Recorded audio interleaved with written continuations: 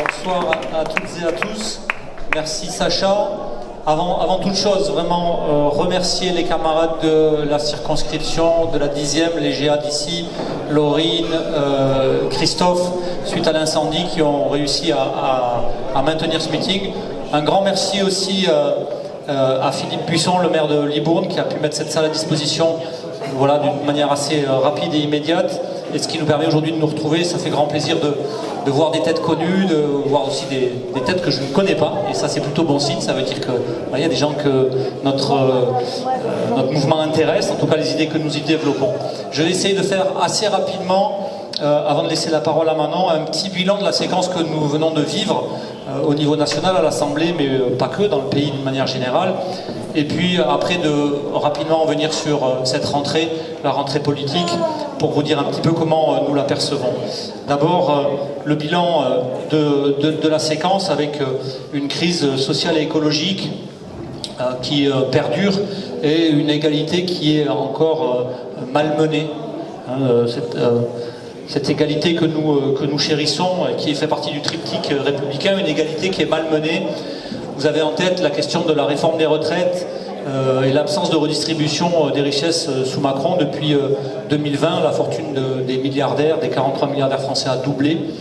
Et un gouvernement qui est sourd également dans cette question d'égalité au pays. Toujours sur la question des retraites, on l'a vécu nous au Parlement d'une manière assez directe, l'utilisation du 49.3. Et puis sur la crise écologique aussi, la question de cette égalité malmenée avec la répression féroce de toutes les manifs écologistes qui ont pu avoir, avec notamment le paroxysme au mois de mars à Sainte-Soline et j'allais dire quasiment les forces de guerre, les armes de guerre qui ont été déployées pour faire taire une opposition. Mais on vit aussi une crise de la fraternité et de la solidarité, où cette fraternité, deuxième terme de notre triptyque républicain malmené, avec l'abandon des quartiers populaires, une relégation territoriale en fait aux confins de la République et un racisme systémique de la police et qui ont abouti, et tout le monde s'en souvient, au meurtre de Naël. Et quand on dit ça, on n'a presque pas le droit de le dire à Paris dans les assemblées de ces gens, les parfumés comme on les appelle, si bien pensants. Mais c'est la réalité. Égalité, fraternité, mais il y a aussi la question de nos libertés et le mépris démocratique et la répression qui se sont abattus sur le pays. Et quand ils nous reprochent de ne pas être républicains, ce sont eux qui maltraitent des institutions, qui tordent la Constitution. On en avait déjà débattu avec Barbara Stiegler, qui est là ce soir avec nous, et c'est un grand plaisir de la retrouver. On en avait débattu au printemps. Ils tordent la Constitution. Ils maltraitent les institutions. On a vu les menaces directes de Darmanin contre la LDH, la Ligue des droits de l'homme, pour avoir écrit un rapport accablant sur la répression de Sainte-Soline. Ils ont essayé la dissolution de mouvements écologistes comme les soulèvements de la terre pour des motifs tout à fait fallacieux, et le Conseil d'État ne s'est pas trompé, il les a renvoyés dans leur 22 comme on dit ici. Il y a aussi l'attaque sur l'agrément d'Anticor, cette association qui lutte contre la corruption. Et ne croyez pas que dans notre pays la corruption n'existe pas, elle existe, et Anticor le démontre au quotidien, et ça les dérange. Et enfin, ils tordent aussi la Constitution en s'asseyant sur la séparation des pouvoirs, en déroulant des tapis rouges à des policiers factieux, et notamment en laissant faire et en appuyant même les termes de syndicats comme Alliance et UNSA Police qui déclarent vouloir faire la guerre aux nuisibles en parlant de nos concitoyens, de nos concitoyennes des quartiers populaires.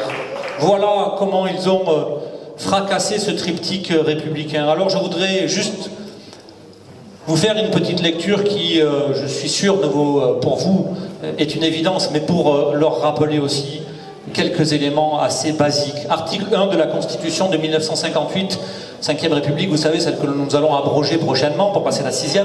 Néanmoins, il est écrit dans la Constitution de 58, et c'est peut-être une des rares phrases que nous garderons dans la Constitution de la 6e.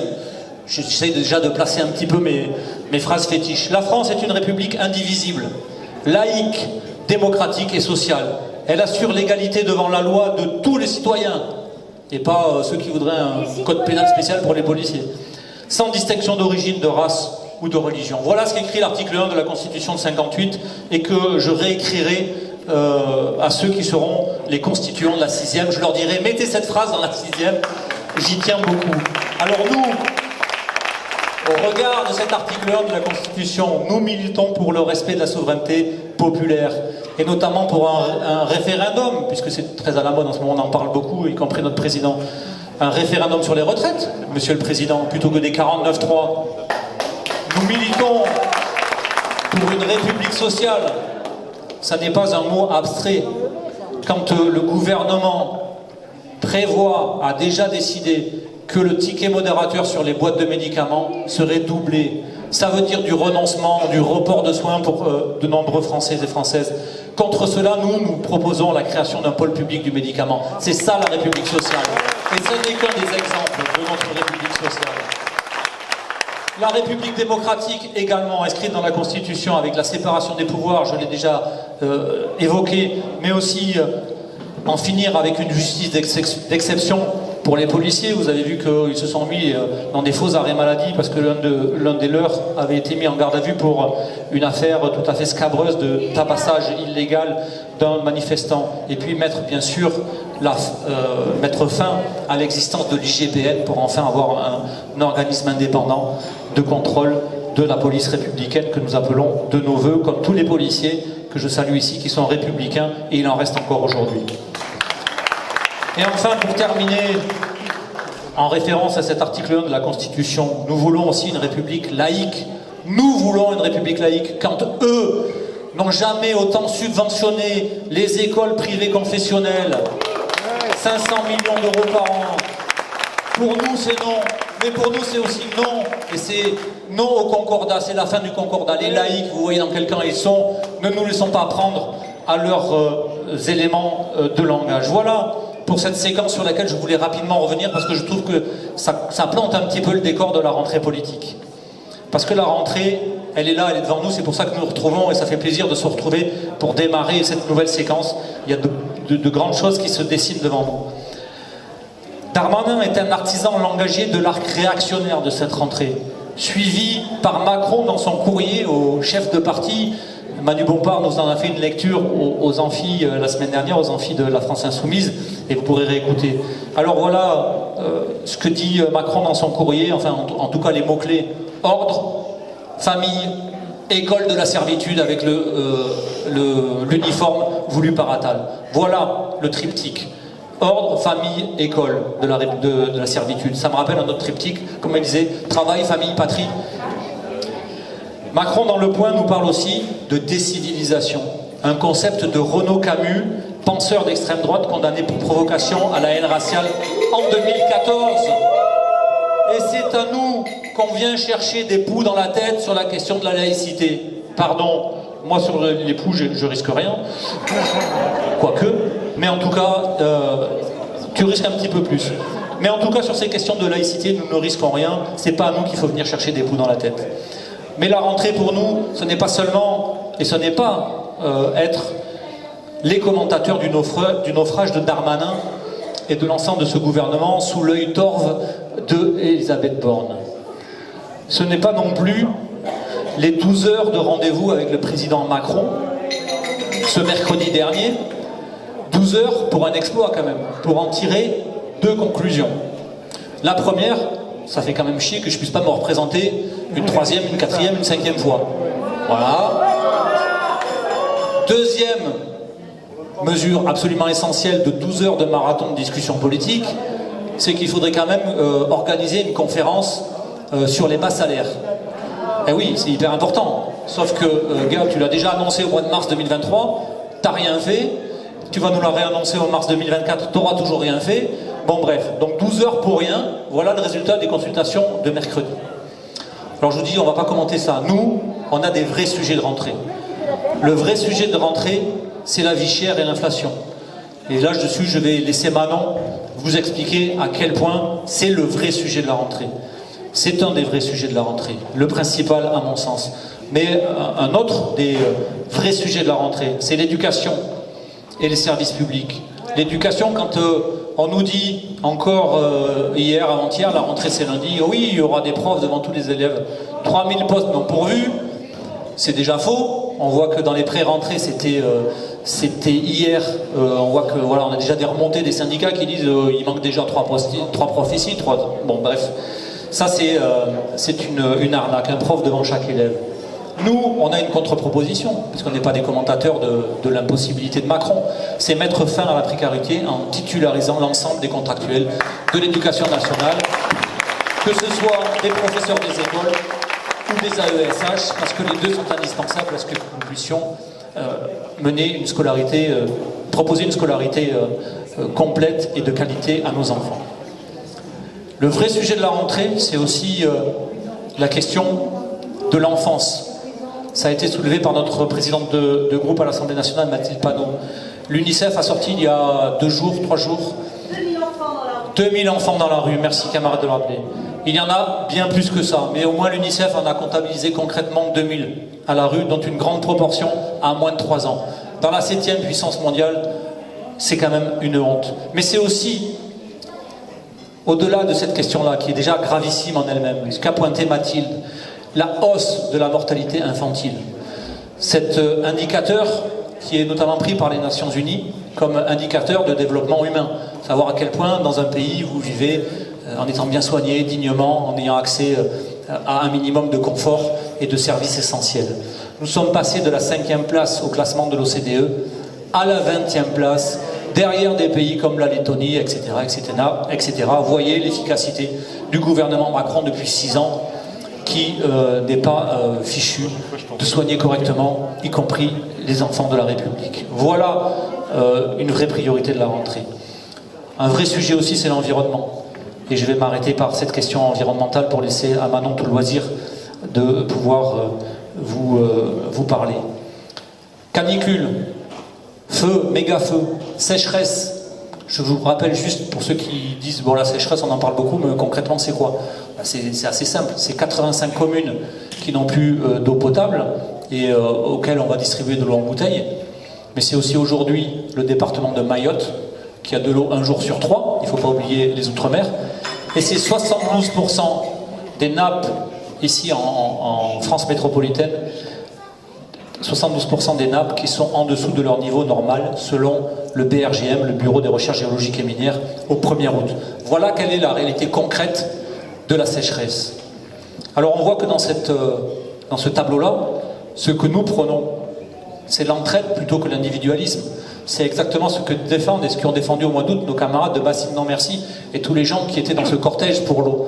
Parce qu'on voit bien que les bassines, c'est l'individualisme pompé dans une nappe, une ressource qui est une ressource, un bien commun, pour l'allouer à quelques-uns, plutôt que de s'entraider pour modifier le modèle agricole, pour permettre le stockage dans les nappes profondes, dans les sols, et réinstaurer un cycle de l'eau qui permette de faire face à ces défis. Voilà quelle est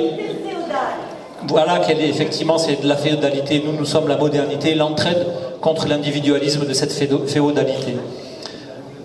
Voilà en gros comment nous sommes aujourd'hui placés, dans quelle perspective nous nous plaçons pour cette rentrée politique, cette rentrée aujourd'hui au Parlement européen. C'était la semaine dernière, Manon m'a dit, nous on démarre dès la semaine prochaine aussi en commission. Juste en conclusion, avant de laisser Manon développer son propos sur notamment la question de l'inflation et de l'impasse économique.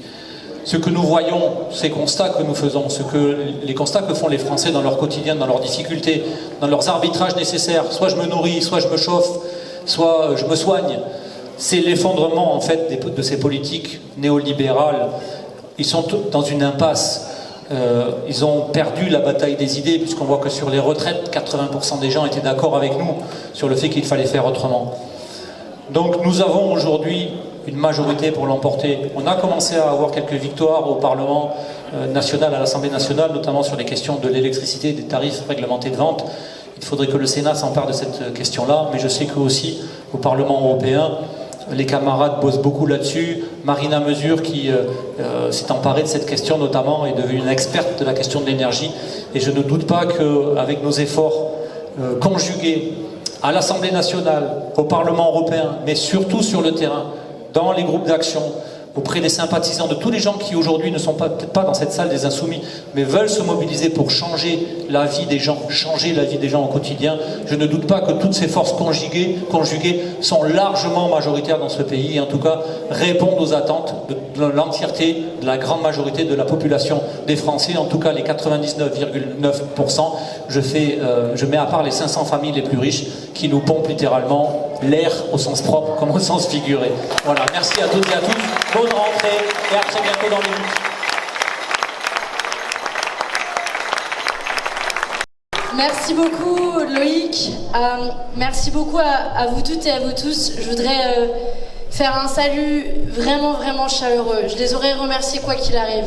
Mais je sais qu'il y a des camarades ici dans cette salle qui cette nuit se sont dit putain, on a distribué des tracts, on a collé des affiches, on a tout organisé, on a préparé la buvette et tout ça part en éclat parce qu'il y a un incendie.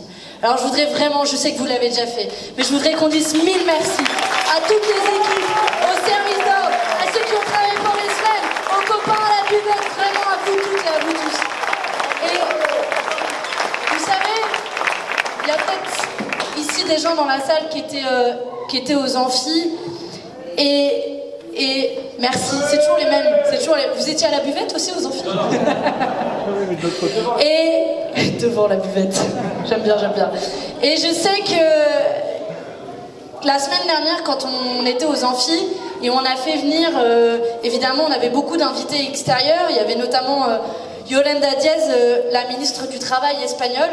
Elle m'a fait cette remarque, mais c'est pas la seule, d'autres invités extérieurs me l'ont fait et m'ont dit mais tout ça là, toute votre organisation, genre vous avez beaucoup de prestataires et tout, puis à Yolanda on lui explique bah non, c'est essentiellement des bénévoles, c'est comme ça que marche notre famille politique. Et je dois dire ma fierté à chaque fois qu'on se déplace, quand je vois le professionnalisme de chacune et chacun des militants qui chacun a sa tâche, chacun dans son rôle, les copains au service d'ordre qui passent souvent 1h30 plantés devant une porte ou autre. Et vraiment, vous savez pas la chance qu'on a, Loïc et moi, quand on débarque un peu comme des superstars hyper chanceux, d'avoir des militantes et des militants qui font vivre la politique au quotidien. Et je veux vous dire, et c'est un peu un cri d'amour, ça fait 4 ans que je fais de la politique et je sais que moi, Loïc et tous les autres, on serait rien sans chacune et chacun d'entre vous. Et si vous avez peut-être un message à retenir au-delà de toutes les choses horribles qui se passent dans le monde actuel, ben, c'est ce grand merci que je peux venir vous dire en chair et en os, et vraiment je le pense et ça a du sens.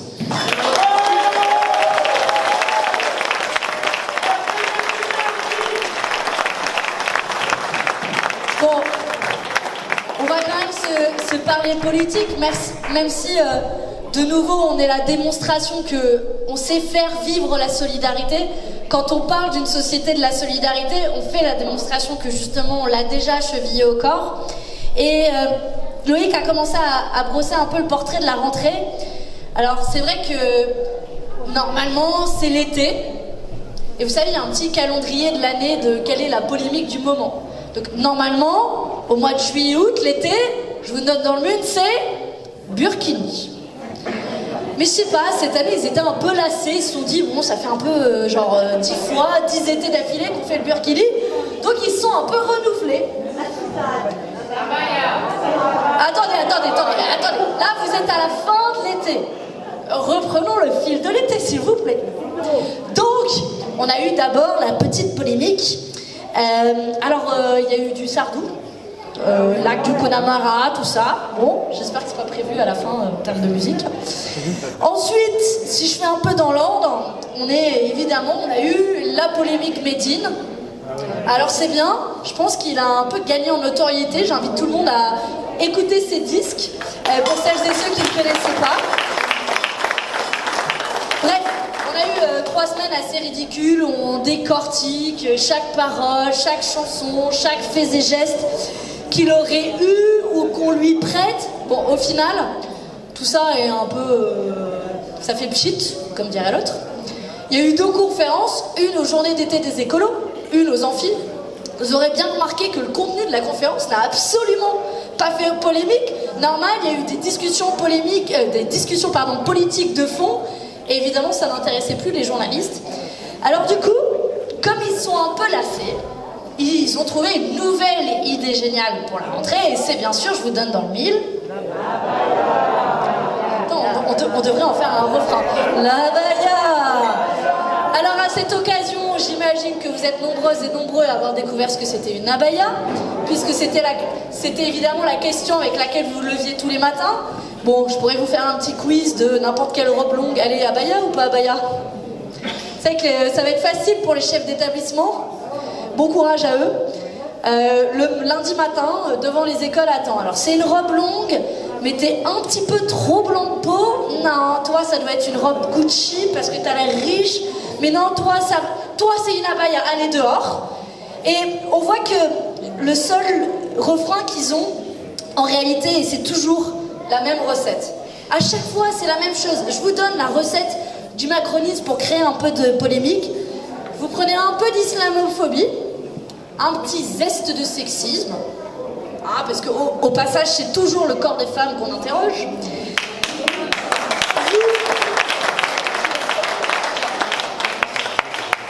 Vous touillez un peu le petit tout, et à la fin, le Rassemblement National et les Républicains applaudissent. Voilà la recette de votre petit cocktail de l'été qui marche à tous les coups, alors que, et Loïc avait raison de le pointer, si vous voulez parler de la rentrée, et notamment de la rentrée scolaire, on en avait des sujets. À commencer par faire en sorte que dans la 7e plus grande puissance économique mondiale, l'ensemble de nos gamins ait tout simplement un prof devant chacune et chacun d'entre eux à l'école. Qu'on arrête le recrutement en mode speed dating. Alors je sais pas si Loïc, tu avais envie de t'inventer une nouvelle carrière de prof, parce que manifestement c'est à la merci de tout le monde peut devenir prof. Et puis surtout, s'ils avaient envie aussi de parler d'un sujet, il y avait un vrai sujet pour l'école, c'est que non seulement on n'est pas sûr que chacun de nos gamins est un prof en face d'eux, mais on n'est pas sûr que chacun de nos gamins ait juste la base, le b.a.-ba pour étudier, c'est-à-dire les fournitures scolaires. On a quand même, Loïc l'a mentionné, des fournitures scolaires qui augmentent de plus de 11%. Donc, on imagine les familles faire les courses de rentrée et se dire, je dois choisir entre un pot de colle et un cahier A4 à petits carreaux. Vous savez, là, vous avez les listes très précises, tout le monde est passé par là, le cahier A4 à petits carreaux avec ou sans spirale. Et la vérité, c'est que on a des familles aujourd'hui qui vont se priver pour que juste que leurs gamins aient la possibilité d'avoir les outils pour étudier. Alors, si le ministre de l'Éducation voulait faire parler de lui, si le ministre de l'Éducation et le président de la République, puisque ce serait son domaine réservé, voulait marquer le cours de l'histoire en matière éducative, il devait faire une chose, simple, basique, pour reprendre une autre chanson de rap s'ils veulent un peu aller dedans. Une chose simple et basique, ça s'appelle des fournitures gratuites pour l'ensemble des enfants de notre pays. Et vous savez quoi ? Oui, ça coûte de l'argent. Ouais, on a chiffré combien ça coûte. C'est vrai, ça coûte 7 milliards d'euros. Je vais pas vous mentir, je suis pas comme les autres, on n'est pas là pour vous mentir. 7 milliards d'euros, c'est 4%, non pas de la richesse, de l'augmentation de la richesse l'an dernier des familles les plus riches de notre pays. Qu'est-ce qu'on préfère ? Prendre 4% à l'augmentation de la richesse des familles les plus riches de notre pays, ou laisser des enfants ne pas être en capacité d'étudier dans de bonnes conditions? Voilà le choix qu'aurait dû faire, qui était évident pour ce gouvernement. Mais non, il fallait évidemment créer une nouvelle polémique, comme pour mieux cacher leur incapacité, leur indécence, leur déconnexion avec la réalité de ces familles qui affrontent la rentrée avec la boule au ventre, de ces gamins qui affrontent la rentrée avec cette boule au ventre. Et puisqu'il s'agit de parler d'augmentation du coût de la vie, c'est pas la seule chose qui augmente. L'électricité, qui l'a dit. L'électricité, plus 10% au 1er août, vous l'avez tous constaté. Plus 10% au 1er août, attendez, et ça c'est avant la libéralisation des prix de l'énergie annoncée par la fin du marché de l'énergie et la refonte du marché de l'énergie et du marché de l'électricité en Europe, qui va mettre fin définitivement aux tarifs réglementés du gaz et de l'électricité. Et j'y reviendrai un peu plus tard. Mais voilà pourquoi les batailles que nous menons aussi à l'échelon européen sont importantes. Parce qu'on ne peut plus vendre à la découpe ce dont nous avons besoin pour vivre et pour survivre, nos biens communs. Pouvoir manger, pouvoir s'éclairer, pouvoir se laver. Oui, c'est des besoins qui sont fondamentaux, qui devraient être assurés par des services publics dignes de ce nom, dans des prix qui soient accessibles pour l'ensemble de la population, parce qu'il ne s'agit pas de remplir sa piscine privée ou je ne sais quoi d'autre, il s'agit de vivre ou plutôt de survivre. Raison pour laquelle il est important de continuer à se battre pour un contrôle public de nos biens communs. Et puis, puisque je parle de hausse des prix, vous l'avez toutes et tous constaté en faisant vos courses que, évidemment, le quotidien a augmenté. C'est plus de 18% d'augmentation du prix des pâtes, du riz, des produits de consommation alimentaire les plus fondamentaux. Et puis, le carburant, en effet. Plus de 2 € maintenant le litre d'essence. Plus de 2 € le litre d'essence, et on nous avait pourtant dit, vous comprenez, non, tout ça va être temporaire, les prix vont baisser. Tout ça va être temporaire, les prix vont baisser, parce que vous comprenez, Bruno Le Maire, le ministre de l'économie, l'a demandé. Alors je vous propose, je me suis noté un petit historique de quand Bruno Le Maire demande. Alors attendez, je vous retrouve ça. Bruno Le Maire, parce qu'il aime bien faire, vous savez, des grandes déclarations. Moi, Bruno Le Maire, je demande. Alors, Bruno Le Maire, le 18 avril dernier, a demandé aux grands industriels qui font des marges indues sur les prix de gros qui sont en train de baisser, d'arrêter de le faire. Et comme ça n'avait pas marché, Bruno Le Maire, le 7 mai, demande aux entreprises qui le peuvent d'augmenter les salaires. Mais ça n'a toujours pas marché. Et donc, le 11 mai, Bruno Le Maire redemande à ceux qui font des marges de faire un effort pour faire baisser l'inflation. Et puis, comme ça n'a toujours pas marché, le 28 juillet dernier, Bruno Le Maire demande de continuer à avoir confiance dans l'économie française avant l'épisode d'il y a quelques jours, le dernier épisode de ma série préférée de l'année dernière de Bruno Le Maire demande. Étant donné que les prix ne baissent absolument pas, Bruno Le Maire demande de nouveau, cette semaine, vous l'avez peut-être vu, dans un grand média, aux grands industriels de réduire leurs marges et de baisser les prix. Résultat, un an plus tard, plus 23% sur les denrées alimentaires. Et d'où vient l'augmentation de ces prix? Des marges.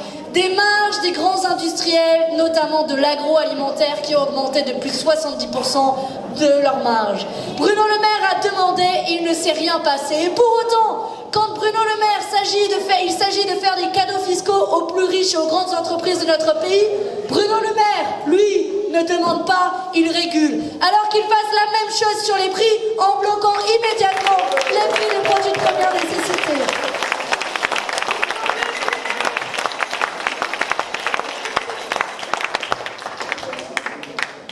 Et puis vous allez me dire que je brosse un portrait un peu trop négatif. Donc je me suis dit que j'allais trouver une source d'espoir en regardant où est-ce que la France se trouvait bien dans un palmarès. Du coup j'ai cherché un peu les palmarès de cet été.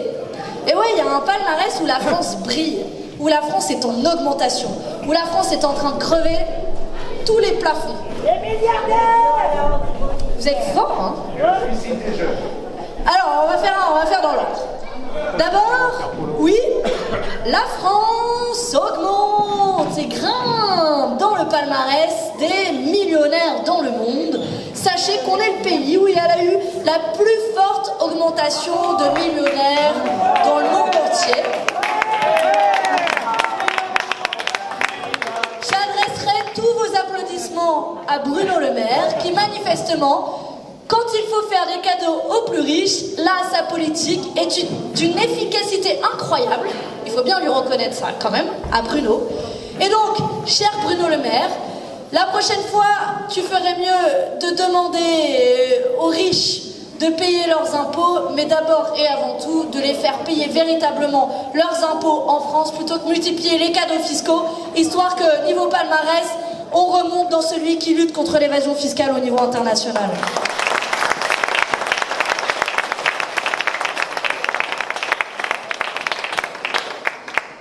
Bon, et du coup dans cette rentrée, comme bon, c'est quand même pas la teuf pour Macron, on va pas se cacher, hein, il cherche des petits copains.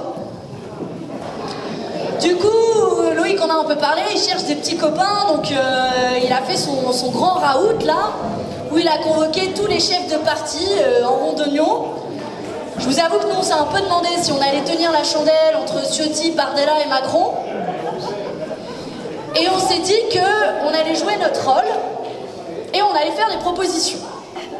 Alors c'est un peu old school quand on fait de la politique, mais on a eu le malheur de faire avec l'ensemble de la NUPES 14 propositions pour répondre aux urgences sociales et écologiques que j'évoquais.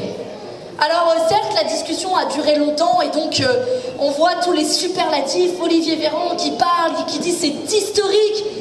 Oui, alors je vous avoue qu'à un moment on s'est demandé si on ne devait pas lancer un avis de recherche sur notre camarade Manuel Bompard kidnappé par Emmanuel Macron. Mais toujours est-il que à la fin de ces 12 heures, qu'est-ce qu'il en ressort? Les propositions qu'on a faites, un référendum sur les retraites, le blocage des prix des produits de première nécessité, adapter le droit du travail à la canicule, augmenter les salaires et notamment le SMIC. C'est non, c'est non, c'est non et c'est renon.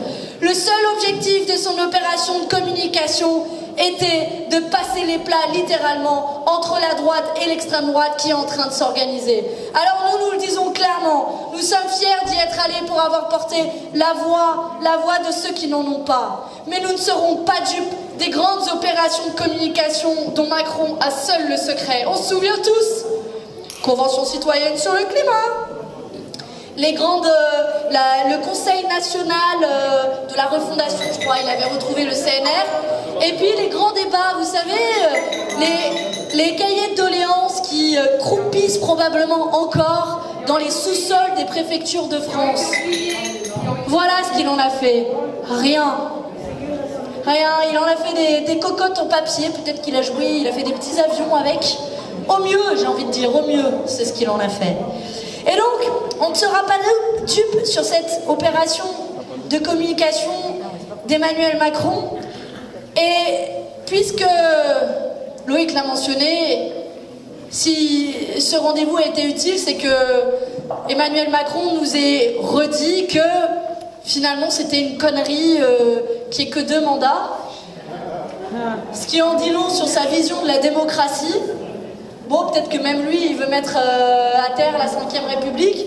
Je l'annonce, il n'y aura pas plus de 2 mandats dans la 6e République, hein, que les choses soient très claires. Je suis même pas sûre qu'il y en ait plus d'un. Ah, tu veux en faire 10? Loïc Prudhomme, président pendant 10 mandats. Oh, remarque, moi je signe, je crois. Ouais, non. Mais au final, c'est quoi tout ça? Au-delà de cette opération de communication, c'est un pouvoir politique qui est à la dérive. Je sais pas vous, ça fait 1 an qu'on vit sous ce 2e quinquennat. J'ai l'impression que ça en fait 4 ou 5 ans. Et on vit aujourd'hui la fin d'une ère Macron. Et ce que nous avons démontré aussi avec ces propositions que nous avons amenées face à Emmanuel Macron, c'est que oui, nous sommes prêts à lui prendre sa place, nous sommes prêts à gouverner et que les choses se passeraient de manière bien différente, ne serait-ce qu'en termes de consultation de la société civile.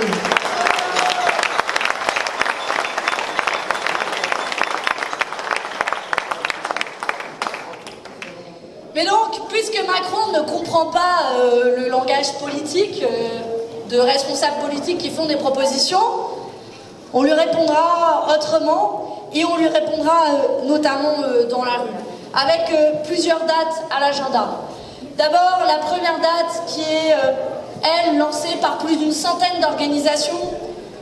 Loïc, j'y reviens pas à parler du contexte des violences policières qui, soit dit en passant, mettent là aussi la France pointée du doigt sur la scène européenne, notre pays pointé du doigt sur la scène européenne pour la stratégie de maintien de l'ordre. Et je suis fière de voir qu'il y a des associations, des syndicats, des collectifs dans ce pays qui ne sont pas prêts à abandonner la bataille et à dire que oui, une stratégie de maintien de l'ordre qui vise uniquement la brutalité et le tout dans une impunité la plus totale est acceptable dans notre pays et a fortiori dans notre République et notre démocratie. Raison pour laquelle plus d'une centaine d'associations ont appelé à une mobilisation le 23 septembre prochain, parmi lesquels attaquent, parmi lesquels des syndicats comme la CGT, la FSU, des associations aussi comme les Amis de la Terre, des collectifs de défense des victimes, des partis politiques comme Europe Écologie, Les Verts et la France Insoumise. Alors j'espère que le 23 septembre ayez marqué cette date puisqu'il fallait sortir son agenda pour une mobilisation qui soit la plus large possible et pour dire que non, une police qui brutalise son peuple n'est pas une police qui la défend, n'est pas une police qui garde l'ordre, mais une police plutôt qui organise le désordre et que nous allons refonder la police de la cave au grenier.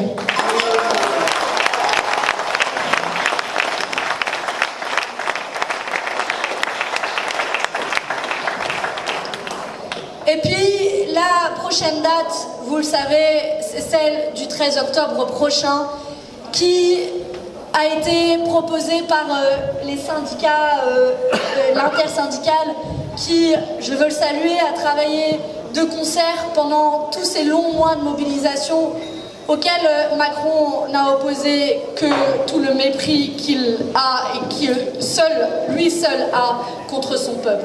Et au passage, Loïc a mentionné la réforme des retraites, mais je ne suis pas sûre que tu aies mentionné l'initiative du groupe parlementaire, je ne sais plus si tu l'as fait. Mais nous disons très clairement que nous n'avons pas abandonné la bataille contre la réforme des retraites, puisqu'elle est entrée en vigueur depuis hier, et que petit à petit, 2 ans de vie vont nous être volés. Et encore, je parle 2 ans de vie pour des générations qui vont partir à la retraite dans les années prochaines. Je ne parle même pas à quelle sauce va être mangée des gens qui font partie de ma génération. Mais nous n'avons pas abandonné cette bataille au long cours pour la réduction du temps de travail. La réduction du temps de travail dans la journée, dans la semaine, dans le mois et dans la vie. Raison pour laquelle je voudrais saluer l'initiative du groupe à l'Assemblée nationale, dont fait partie Loïc, dont l'objectif est d'abroger la réforme des retraites, une loi d'abrogation qui sera présentée le 30 novembre prochain. Oui, nous n'avons pas abdiqué la retraite à 60 ans, c'est tout de suite et c'est maintenant.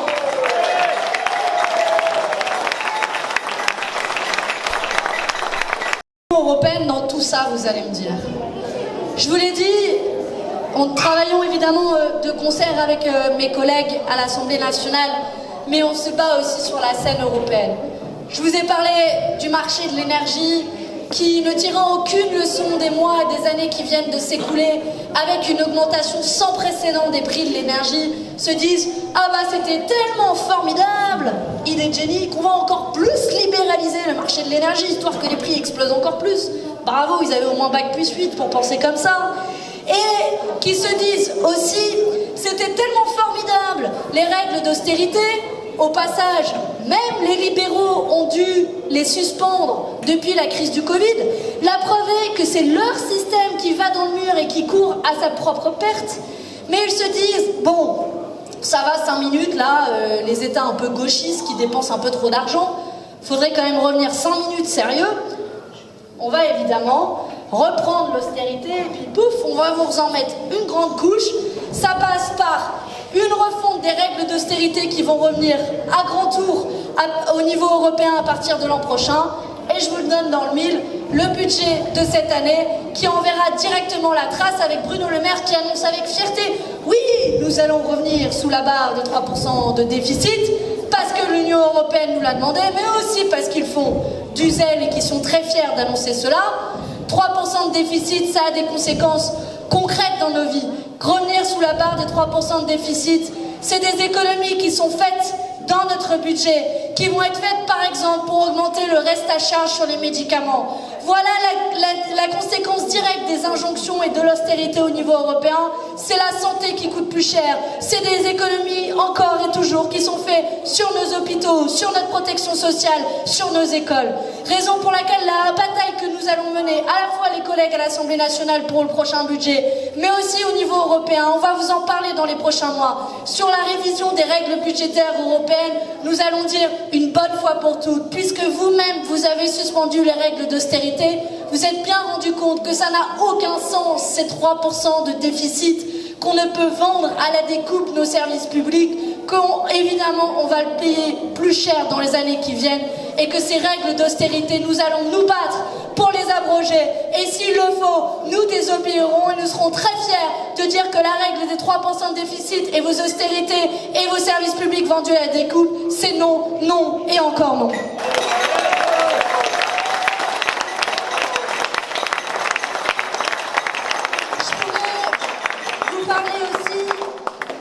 Services publics.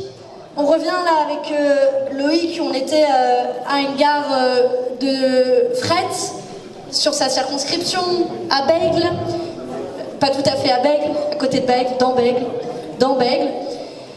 Une gare de fret, vous allez me dire, bon, là vous avez eu quoi cet été par ici, plus de 40 degrés, un truc comme ça, y compris la semaine dernière, vous avez eu chaud.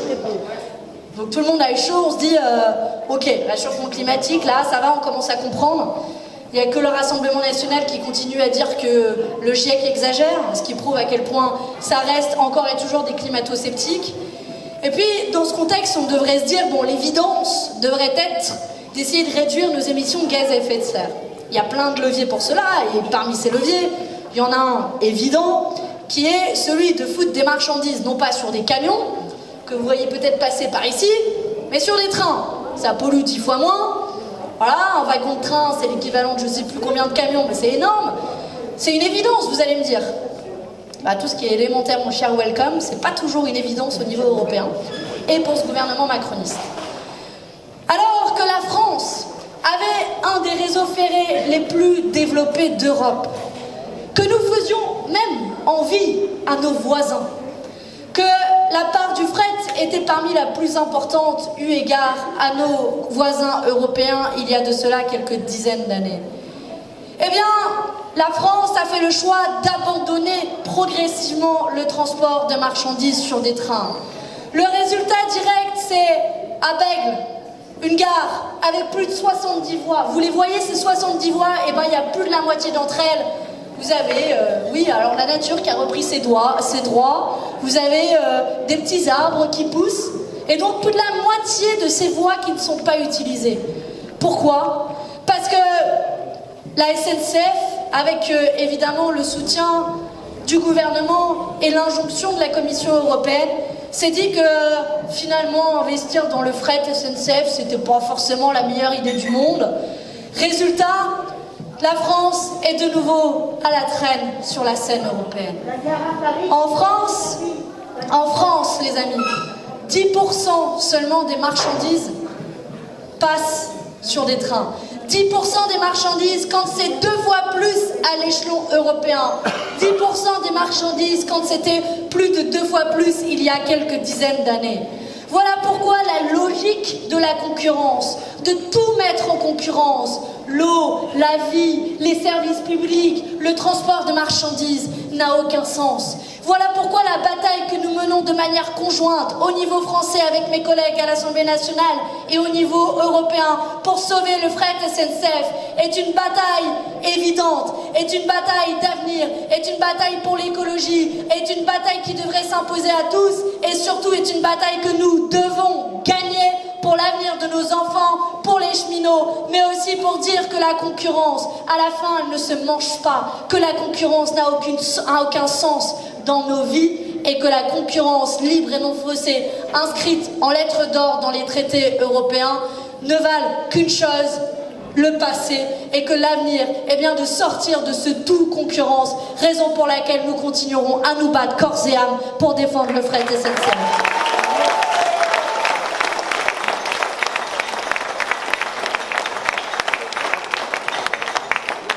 Alors, tout ça, ça m'amène aussi au prochain mois. Vous savez, il y a une élection, elle est très lointaine, elle n'est pas dans la tête des gens et c'est normal, qui va arriver le 9 juin prochain. C'est les élections européennes. J'aurais pu d'ailleurs venir ici un peu en pré-campagne, ça y est, on lance la campagne, on va distribuer des tracts, on est chaud, on va essayer de convaincre les gens, on sait que c'est une élection qui est difficile, Même si, camarades, ayez-le en tête, le taux de participation aux élections européennes, la dernière fois, était plus élevé qu'aux élections législatives. Et que c'est la seule élection nationale d'ici 2027. Mais on a fait ce choix de ne pas se lancer corps et âme dans une campagne aussitôt, parce que on s'est dit que cette bataille, on voulait la mener collectivement. On voulait la mener avec d'autres. Alors oui, c'est vrai, tous les matins, à la radio, à la télé, dans les médias bien pensants et tout ça, on vous dit la NUPES est morte. D'ailleurs, remarquez qu'on ne l'avait pas encore créée, qu'on nous disait déjà que la NUPES est morte. Je me souviens, les journalistes qui faisaient le siège de la France Insoumise, vous savez, quand on a passé les 13 jours et 13 nuits à négocier, ils avaient courage à eux, ils passaient leur nuit à attendre devant le siège. Ouais, ils attendaient la mort, ils attendaient la fumée. Et je me souviens, à chaque fois qu'on sortait et tout, ils se jetaient un peu sur nous, ils nous disaient alors, ça va se faire, mais c'est impossible, comment vous allez créer ça, etc. Eh bien, en 13 jours et 13 nuits, on s'est mis d'accord sur un programme de 650 propositions. On a fait élire 151 députés comme Loïc qui mène la bataille au quotidien à l'Assemblée nationale. La NUPES a été de toutes les batailles, a été des batailles contre la réforme des retraites, a été des batailles, toutes les luttes locales, notamment Sainte-Soline, toutes les luttes écologiques. On sera là aussi avec les copains pour batailler contre les usines à saumon qui n'ont aucun sens. Et d'ailleurs, je crois qu'il y a même des copains qui sont poursuivis en diffamation et je vous invite à aller les soutenir, j'ai oublié la date. 2 novembre. Et donc, la NUPES, qui était évidemment morte-née, on voit aujourd'hui qu'elle peut-être elle fait face à un mur. Certains nous disent, d'autres, des copains, dans les autres partis c'est des copains, je les considère encore comme des copains, nous disent, c'est pas grave, on va se donner rendez-vous dans 1 an. Et puis dans 1 an, ensuite on fera chemin commun et route commune vers 2027. Mais vous savez, on nous a dit que nous à la France Insoumise, on était un peu brutaux, qu'on manquait de douceur. Donc du coup, je vais vous le faire avec douceur et avec amour. Et je vais prendre ma voix la plus douce pour le faire. Quand on nous dit rendez-vous dans 1 an, soit 2 ans après la création de la NUPES, j'ai envie de dire, c'est un peu comme si tu avais un flirt d'été. Le flirt a donné la création de la NUPES. Ça a plutôt bien marché. L'été dernier, on a fait élire 151 députés, tout ça. Mais si à la fin de l'été, tu te donnes rendez-vous dans 2 ans, qui croit sérieusement que tu vas réussir à construire une relation d'amour dans ces conditions? Eh bien, je le dis, y compris pour toutes les militantes et les militants dans cette salle, à tous ceux qui croient en la NUPES comme l'outil de la victoire politique pour 2027, ce qu'il faut en amour, c'est pas juste des déclarations, c'est des preuves d'amour. Et je le dis, c'est pour ça que la NUPES doit tenir bon, que nous devons la chérir, et que oui, nous devons nous présenter ensemble à toutes les élections qui viennent. Pourquoi? Parce que nous pouvons gagner, camarades. Nous pouvons gagner.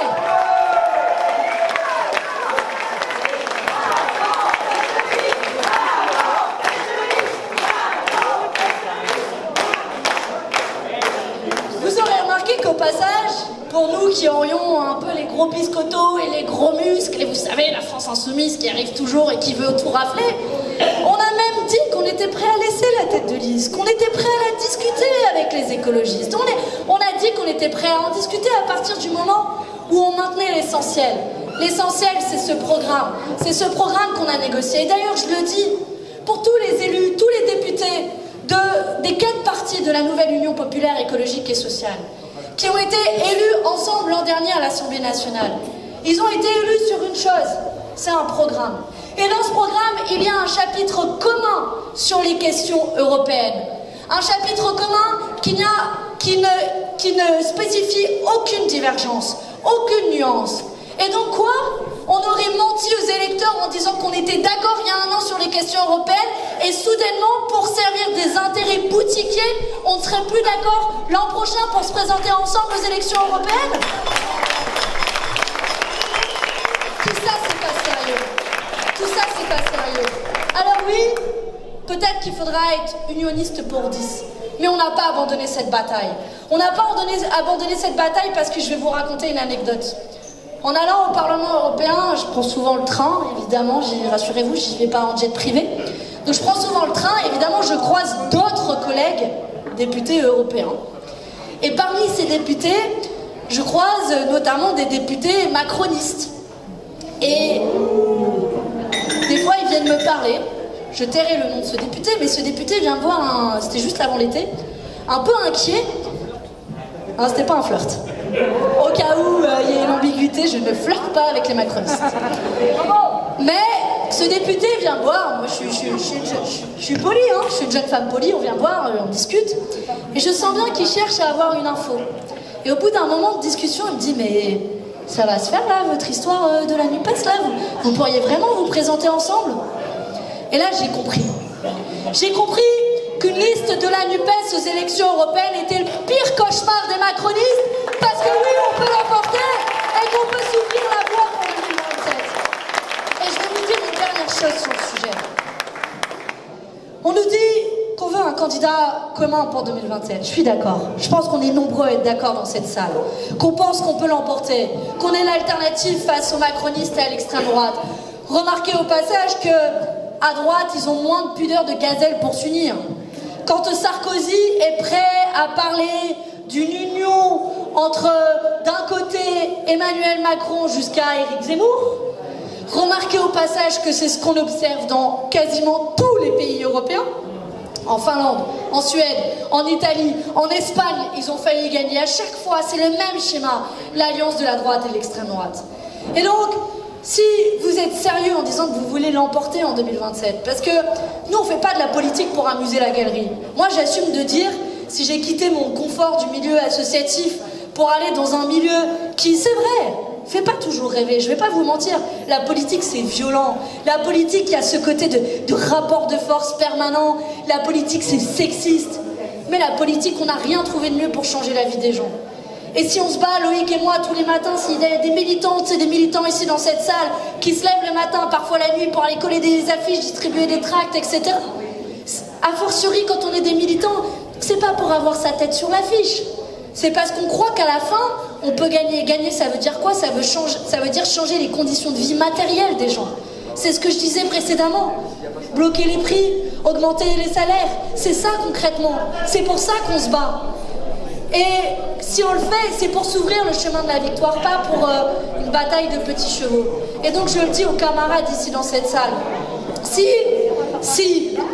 vous êtes sérieux sur le fait de vouloir l'emporter en 2027, alors soyez crédibles.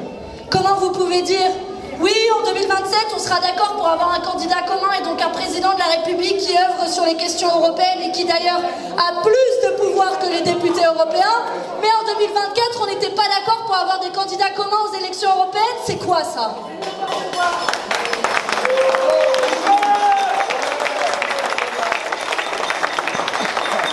Et donc oui, camarades, cette bataille, on va la mener. On va la mener pas parce qu'on est des forceurs, non. On va la mener parce qu'on est des éclaireurs. On va la mener parce qu'on n'a pas hésité l'an dernier quand il a fallu ouvrir la porte à d'autres camarades pour faire campagne ensemble. Et je voudrais saluer, je sais plus où est-ce qu'il est, le copain écolo. Il est où? Là, ici. Tu t'es retiré, j'imagine, dans cette circonscription. Ah, c'était toi le candidat. Pardon, excuse-moi. Donc le camarade écolo qui était candidat, et donc les camarades insoumis, notamment, qui se sont retirés. Et donc, on l'a fait, on n'a pas hésité. Et j'imagine parfois ça a été difficile. Mais dans la lutte, vous vous êtes retrouvés. Vous êtes retrouvés pour faire campagne. Vous êtes retrouvés ensuite sur le terrain. Et quoi? Pendant les 6 prochains mois, on va refaire chemin séparé, chacun dans son coin, comme si de rien n'était. On va créer du divergent. Ce qu'on a réussi à créer il y a un an, c'était pas une évidence, je vais pas vous le cacher. C'était pas facile pour chacune et chacun d'entre nous. Moi, je suis née d'une génération qui, quand on lui parle du Parti Socialiste, n'a connu que François Hollande. Donc c'était pas une évidence, on va pas se cacher. Mais je crois aujourd'hui que la bataille de l'unité, C'est cette bataille qui nous permettra de l'emporter. C'est cette bataille qui nous permettra de l'emporter sur l'austérité, sur la concurrence dont je vous parlais. C'est cette bataille qui nous permettra de changer l'organisation de notre société pour faire face au plus grand défi de notre siècle qui est le changement climatique. Cette bataille, on va la mener pour convaincre. Alors oui, s'il faut faire campagne, bien sûr qu'on sera là, bien sûr que je serai là, bien sûr qu'on saura faire. Mais moi, j'ai envie de me lever le matin et de me dire, oui, on va gagner. Et oui, à mon cher camarade, je ne sais pas si je peux l'appeler camarade, que j'ai croisé dans le train, je vais te le dire.